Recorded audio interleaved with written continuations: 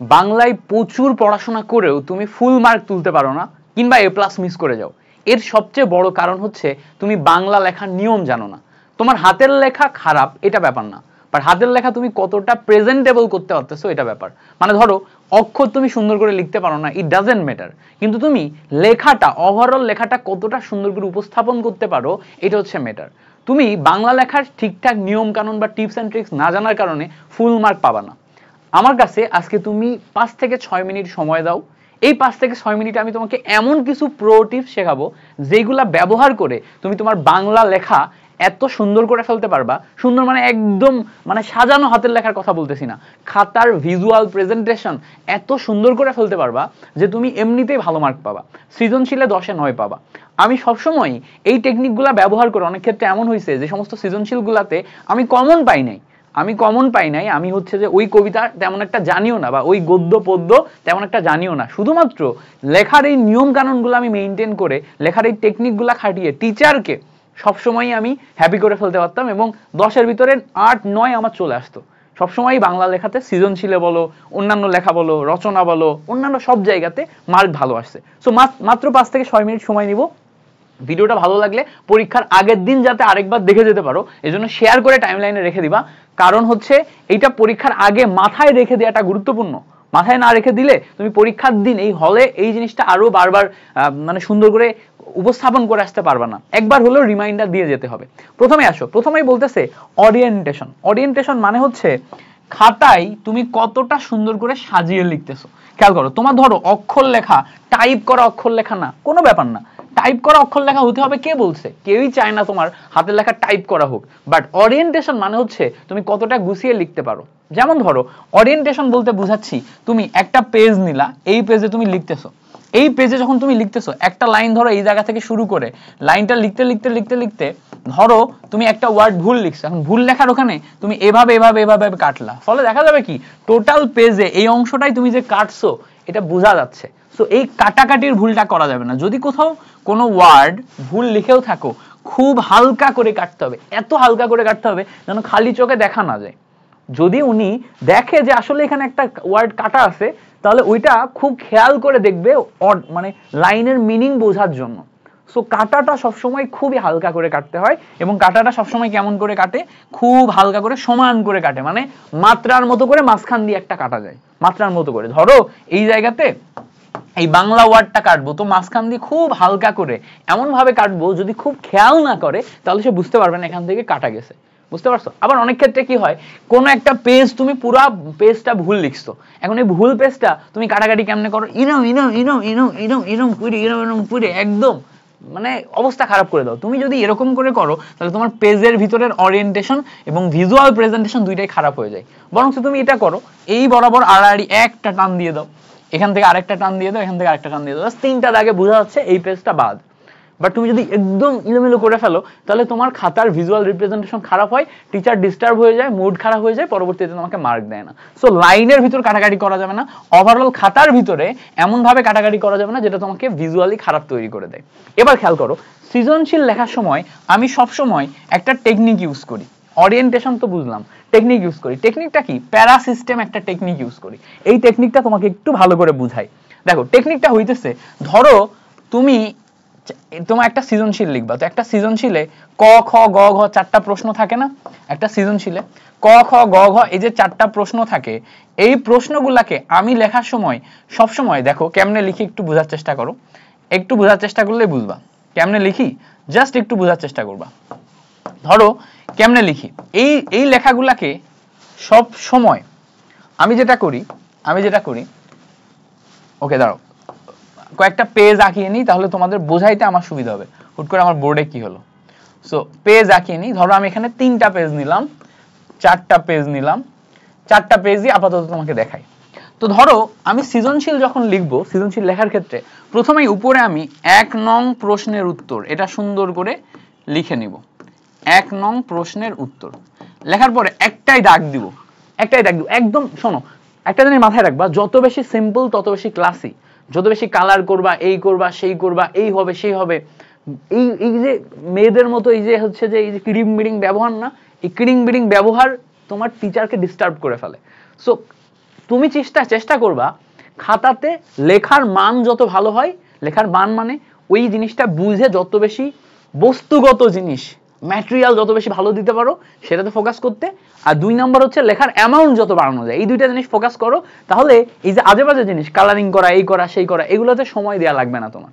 যত বেশি সিম্পল তত বেশি ক্লাসে। এখন সিম্পল কেমনে রাখা যায়, প্রথমে হেডিং দিছো, দিয়ে এখানে প্রথম পেজে সবসময় ক এবং খ মাত্র 2টা প্রশ্নের উত্তর লিখবা, ক এবং খ। প্রথম ক যখন তুমি লিখতেছো খেয়াল রাখবা কর উত্তর সবসময় 2 লাইন হবে, 2 লাইন বা 3 লাইন। এইভাবে 1 লাইন লেখার পর আরেক লাইন লেখার পর এখানে শেষ হলো, এই দাগ দিয়ে দিলাম। এবার ক এবং খ এটা শুরু করার মাঝখানে 2 লাইনের একটা গ্যাপ দিবা, জাস্ট 2 লাইন, খুব বেশি দিবা না, খুব বেশি দিলে ওর মাঝখানে এত বেশি গ্যাপ হয়ে যাবে যে দেখতে দৃষ্টিকটু মনে হবে। সো তুমি জাস্ট 2 লাইনেরই গ্যাপ দিবা, দিয়ে খ লেখা শুরু করবা। খ যখন লেখা শুরু করবা, এই খ লেখার পর একটু একটা শব্দ গ্যাপ দিয়ে এখান থেকে তুমি লেখা শুরু করবা, এখান থেকে লেখা শুরু করে এইভাবে টোটাল এখানে 4-5 লাইনে তুমি টোটালটা লিখে ফেলবা, খ নম্বর ব্যাখ্যামূলক প্রশ্ন।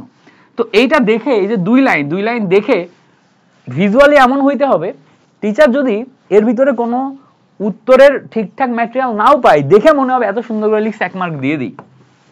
এটা 1 মার্কের জন্য, এটা দেখেই অ্যামাউন্টটা এত সুন্দর গোছানো, এটার জন্য টিচার ভিজুয়ালের জন্য 2 মার্ক দিয়ে চলে যাবে, ঠিক আছে। এরপরে তুমি লেখা শুরু করবা হচ্ছে গ নাম্বার। তো ক এবং খ গেল। খেয়াল রাখবা এক পেজে তোমার এত বেশি লাইন হলেও হবে না যেটা তোমার হাতের লেখাকে খারাপ বানায় ফেলে, আবার এত কম লাইন হলেও হবে না যেটার জন্য তোমার হাতের লেখা লাইন এত মোটা করে ফেলো, থেড়া বেড়া না মোটা করে ফেলো। আমি সবসময় একটা আইডিয়াল সিচুয়েশন কত পাই জানো, আমার সবসময় হাতের লেখাতে ইয়া থাকতো, এক পেজ যদি আমি ফুল লিখি টোটাল পেজে 10 থেকে 12টা লাইন কভার করে। এক পেজে আমি দেখবো যে আমার হাতের লেখা যেটা হচ্ছে, আমি এখন যেই সাইজে হাতের লেখা করতেছি টোটাল পেজে কয় লাইনে পেজ ফুল হয়ে যায়। যদি 10 লাইনের নিচে চলে আসে তার মানে আমার হাতের লেখার সাইজ অনেক বড় হয়ে গেছে, যদি 12-13 লাইনের উপরে চলে যায় তাহলে আমার হাতের লেখার সাইজ খুব বেশি ছোট হয়ে গেছে। তাহলে আইডিয়াল সাইজ হচ্ছে 10 থেকে 12 লাইন। 10 থেকে 12 লাইনে যদি আমি ফুল পেজ কভার করতে পারি তাহলে আমি টোটাল পরীক্ষায় এনাফ নাম্বার অফ পেজ লিখে আসতে পারবো। এই এনাফ নাম্বার অফ পেজ লিখে আসলে আমি ভালো একটা মার্ক পাবো। বাট যদি আমি এত ছোট করে ফেলি যে আমার হাতের লেখা এত ছোট, এত লিখেও আমার পেজ শেষ হয় না, সো আমার খুব ছোট্ট একটা খাতা হবে, ওইটা দেখতে টিচারের সমস্যা হবে। যদি একটু মুরব্বি টাইপের টিচার হয় সে আবার চোখে দেখতে পাবে না, চোখের পাওয়ারের সমস্যা আছে, তখন এমনিতেই ধরো বাড়িতে সমস্যা হয়েছে, বাড়ির এমনিতেই মন মেজাজ খারাপ, আবার তোমার হাতের লেখা দেখে তোমার উপর মেজাজ খারাপ, 2 মেজাজ খারাপে কিন্তু নাম্বারই পাবা না তুমি। তো এত ছোটও করা যাবে না যেখানে সব ধরনের ঝামেলা আসে। সো এখানে তুমি 10 থেকে 12 লাইনে চিন্তা করবা। এবার গ নাম্বার প্রশ্নে, এটা তো প্রায়োগিক প্রশ্ন তাই না, প্রায়োগিক প্রশ্নে ধরো একটা উদ্দীপক তুলে দিবে, দিয়ে কোন একটা গল্পের সাথে মিল অমিল এইটা জিজ্ঞেস করবে যে মিল কোথায় অমিল কোথায়, এই টাইপের প্রশ্ন করে। তো এখানে প্রথমেই তুমি যেটা করবা, প্রথমেই এই গ নাম্বার প্রশ্ন লিখতে প্রথমেই তুমি মিল অমিলের মন্তব্য করবা যে উদ্দীপকের সাথে অমুক গল্পের অমুক জায়গাতে সাদৃশ্য বা বৈসাদৃশ্য পাওয়া যায়, মন্তব্য 2 লাইন শেষ। এই মন্তব্যের জন্য মাথায় রাখবা, এই যে মন্তব্যটা শুরুতেই করতে পারলা, এই মন্তব্যের জন্য তুমি 1 মার্ক পাবা। এই মন্তব্যের জন্য কয় মার্ক ভাইয়া? 1 মার্ক পেয়ে যাবা। এরপরে তুমি জাস্ট 2টা লাইন গ্যাপ দাও, কয় লাইন? 2টা লাইন গ্যাপ দাও, দিয়ে এখান থেকে লেখা শুরু করো। শুরু করে এখান থেকে তুমি লেখা শুরু করবা যে আমরা জানি অমুক গল্পে, খেয়াল করো, আমরা জানি অমুক গল্পে। দেখো এই যে মন্তব্য করলা, এই মন্তব্যের যে মন্তব্যটা করছে এটা একটা গল্পের সাথে মিল আছে না, গল্পের সাথে যে অংশটা মিল আছে ওইটা প্রথম প্যারায় লিখবা। এটা তো মন্তব্য লাইন, প্রথম প্যারায় লিখবা। কারণ কি, টিচার তোমার ওই গল্পের সম্পর্কে কি নলেজ আছে সেটা জানতে চাই, টিচার তোমার গল্প সম্পর্কে কি নলেজ আছে সেটা জানতে চাই। তো তুমি এখানে তুমি গল্প সম্পর্কে মন্তব্যটা আগে লিখবা। লেখা শুরু করলা, এটা জাস্ট 4 লাইন 5 লাইনে শেষ করো, এখানে এসে শেষ করো। এইটা হচ্ছে গল্প সম্পর্কে। এইবারটা তুমি দ্বিতীয় প্যারাইজে, এখানে আমার 2 লাইন গ্যাপ দিবা, দ্বিতীয় প্যারাইজে তুমি এবার উদ্দীপকে কি লেখা আছে সেটা লিখবা, যে উদ্দীপকের ঘটনাটাই আমরা দেখতে পাই, এই ঘটনায় এই হইছে এই হইছে এই হইছে এই হইছে এই গেল। ভালো করে খেয়াল করে দেখো, 1 লাইন গেলা তুমি মন্তব্যের কারণে, একটা প্যারা পাইলা তুমি হচ্ছে গল্পের জন্য, এই জন্য তুমি 1 মার্ক পেয়ে গেলা, আর একটা হচ্ছে উদ্দীপকের জন্য। তো গ নম্বরে যে 3 মার্ক পেয়ে গেছো।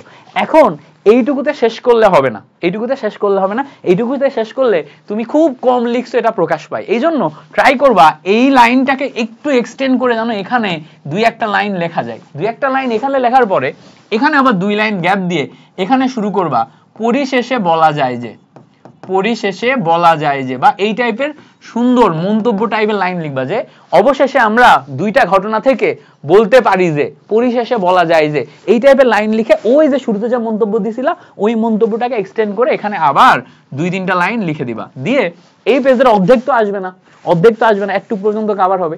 এই এতটুক পর্যন্ত কভার হবে দেখা এই জায়গাতে তুমি ঘ নাম্বার লিখতে শুরু করো না, এটা হচ্ছে সবচেয়ে বড় ভুল। এটা রেখে দিবা। কেন রেখে দিবা বলতেছি।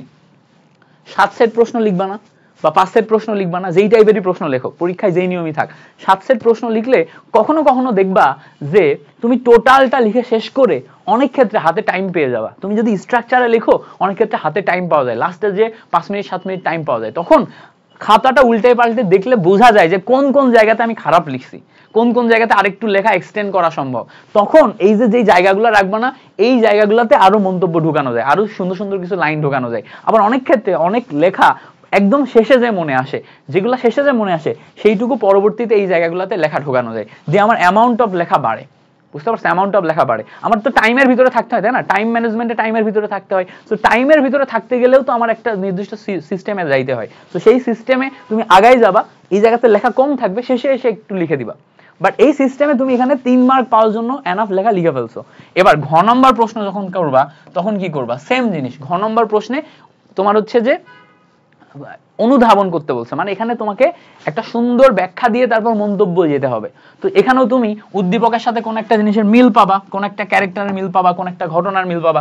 শুরুতেই তুমি 2 লাইন ওই মিলটাকে সাদৃশ্য বৈসাদৃশ্য মন্তব্যে যাবা। তারপর আবারও তুমি গল্প থেকে লাইন লিখবা, 2 লাইন ফাঁকা দিয়ে গল্প থেকে লাইন লিখবা।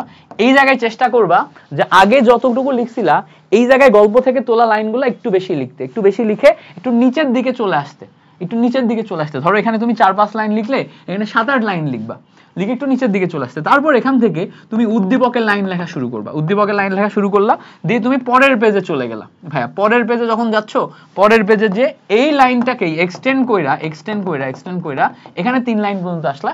এখান থেকে আবার 2 লাইন গ্যাপ দিয়ে আবার পরিশেষে লেখা শুরু করলা। এইবার দেখো তুমি যেহেতু লাইন সংখ্যা বাড়িয়েছো, তোমার মার্ক দেওয়ার জন্য আলাদা আলাদা সেগমেন্ট আছে। এটা 1 মার্ক, এটা 1 মার্ক, এটা 1 মার্ক, ঠিক আছে? তাহলে টোটাল মিলে কয় মার্ক গেল? 3 মার্ক। লাস্টের এই যে পরিশেষে মন্তব্য করার জন্য আরেক মার্ক, টোটাল মিলে 4 মার্ক। তার মানে তুমি এখানে কোনো স্কোপই দিচ্ছ না মার্ক কমানোর। যদি তোমার কখনো লেখার কোয়ালিটি খারাপ হয়, কোনো কারণে খারাপ হয়, তাহলে টিচার যদি চায় যে তোমাকে 10-এ 10 দিবে না, তাহলে সে এই জায়গাতে 1 মার্ক কমায় এখানে 2 দিয়ে দিবে, অথবা এই অনুধাবনমূলক যে প্রশ্নটা আছে এইটাতে 1 কমায় 1 কমায় দিবে। এছাড়া কোনো জায়গায় নাই মার্ক কমানোর। এভাবে তুমি যদি লেখাটা লিখো, ডেফিনেটলি তুমি ফুল মার্ক পাবা। এবার আসো, এখানে একটা পয়েন্ট লিখছি যে ভিজুয়াল গুড মানে কি? তোমার খাতাটা সবসময় ভিজুয়ালি গুড হইতে হবে এবং টিচারকে স্যাটিসফাই করতে হবে। তো টিচারকে স্যাটিসফাই করার জন্য তুমি প্রথমেই যে কয় সেট কোশ্চেন থাকবে সবগুলা A to Z একবার রান দিবা, দেখবা, একবার পড়বা, 2 মিনিট 3 মিনিট টাইম নিয়ে পড়বা। পড়ে সবচেয়ে কমন যেটা, যেই গল্পটা সবচেয়ে ভালো পারো, যেই পরিচ্ছেদটা সবচেয়ে ভালো বুঝো, যেইটার লাইনগুলা সবচেয়ে বেশি মুখস্থ আছে, ওই লাইনগুলা তোমাকে সুন্দর করে প্রথম সেটেই লিখতে হবে, যাতে টিচার পড়ে খুশি হয়ে যায়। কারণ টিচার প্রথম সেটই ভালো করে পড়বে। তো তাহলে কি করতে হবে? এই যে বারবার বলতেছি না, যে যেটার সাথে আমার মিল পাওয়া যায়, গল্প, পদ্য, উপন্যাস, এটা মাঝখানে লিখতে হবে। প্রথম সেটেরই এই মাঝখানের লেখাগুলা হইতে হবে খুব স্ট্রং। এইটাকে বলে বস্তুগত ম্যাটেরিয়াল খাতার ভিতরে উপস্থাপন করা। তো আশা করছি এই জিনিসটা তুমি ক্লিয়ারলি ধরতে পারছো। এভাবে করলে তুমি একদম ফুল মার্ক পাবা। এবার আসো, আমি যখন রচনা, উপন্যাস এইসব জায়গাগুলো নিয়ে কাজ করতাম, প্রত্যেকটার ক্ষেত্রে আমার আলাদা আলাদা ট্রিক ছিল। তুমি যদি আমার থেকে রচনা লেখার নিয়ম শিখতে চাও, উপন্যাস লেখার নিয়ম শিখতে, এই উপন্যাস তোমরা কেন লিখবা, তোমার হচ্ছে ডায়লগ লেখার নিয়ম শিখতে চাও, প্রতিবেদন লেখার নিয়ম শিখতে চাও, আমি কি টাইপের টেকনিক ব্যবহার করে কম পড়াশোনা করে এভাবে ফুল মার্ক নিয়ে আনছি, তাহলে তোমরা কমেন্টে আমাকে জানাবা। কি কি লাগবে সেটা কমেন্ট করবা, কি কি লাগবে, যে কোনটাই টেকনিক লাগবে, ওইটা রিসার্চ করে তোমাদের জন্য একদম মানে কড়া লেভেলের একটা স্ট্র্যাটেজি সাজাই দিব, যে স্ট্র্যাটেজিগুলো হয়তো ব্যবহার করলে তুমি 100-100 মার্ক পাবা। ঠিক আছে? সো এই ভিডিওটা যদি ভালো লাগে তাহলে ডেফিনেটলি তোমার টাইমলাইনে শেয়ার করে রাখবা, তোমার বন্ধুদেরকে শেয়ার করবা, আর আমাদের আইটিএস একাডেমি ফেসবুক পেজ আর ইউটিউব চ্যানেল দুইটাতেই সাবস্ক্রাইব করবা। তুমি এখনো কেন করো না আমি তো বুঝতেছি না। আমরা তোমাকে ওই লেভেলেরই সাপোর্ট দিব, ঠিক আছে? ওই লেভেলেরই সাপোর্ট দিব। Okay, thank you so much for watching this video.